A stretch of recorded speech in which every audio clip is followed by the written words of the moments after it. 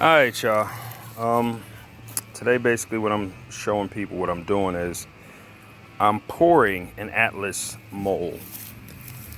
I'm pouring the mold for an Atlas stone. This here is, as you can see there, Slater stone, 14-inch. When I'm done with this, pouring and filling this with concrete, the estimated weight is like around 114 pounds. I'm doing this because the gym is closed right now. I'm in New York. It's not opening up, and I don't feel like waiting, so I want to get my strongman on. First, I just want to show people basically the basics behind this mold. Now, this mold, it comes with directions. It comes with directions. Read the directions. But sometimes it's a little better seeing things done. Here, if you look, it's a strip of Gorilla Tape. All right, Gorilla Tape. I use Gorilla Tape, all right, to basically hold the mold together. Because if you look inside here, you can actually see that there's a seam. You see the seam there? You see the seam that runs along there? It has to be flush. And it won't remain flush if you don't tape all the sides. All right, because this mold comes in two pieces. It comes in, a bottom and a half, and you pierce it together.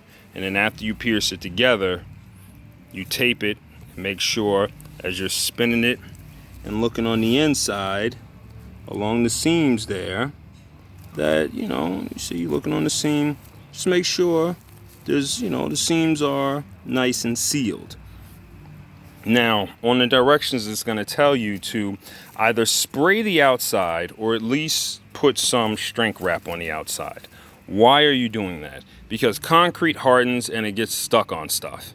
All right. And basically, they want you to prolong the life of your Atlas stone so it's not, gunked up with hardened concrete everywhere.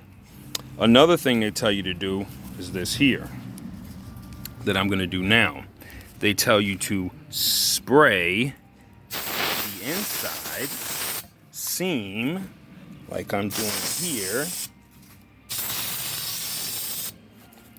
with silicone. Now, why am I spraying this inside seam with silicone? Because, again, concrete hardens, seeps into crevices, and they say if you use this silicone spray, you're gonna make it a lot easier for yourself. And basically, you just spray around in there. You just want a nice little coating in there because you don't want the concrete sticking to your mold. Okay? The concrete I'm using is what we got here. High strength concrete mix, because I plan on picking up this Atlas mold and dropping it and doing stuff like that. So I'm gonna use the high strength. I just took a 5-pound bucket. I'm gonna pour that in here, then I'm gonna mix it. Afterwards, I'm gonna take my mixture and I'm just gonna come over here and I'm gonna pour it in here. Another thing that's really, really important to do is make sure that you have to make sure that your Atlas stone has a structure it can actually sit in, right? A structure it can sit in that's going to support its weight around in a circle. So if you have a bag of sand or a bag of water or something like that, that's really, really good.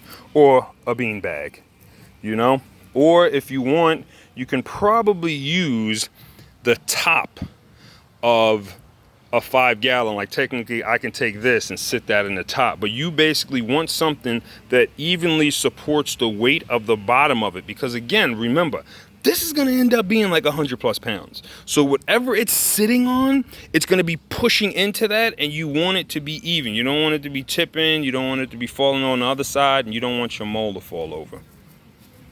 All right, so this right here is just step one.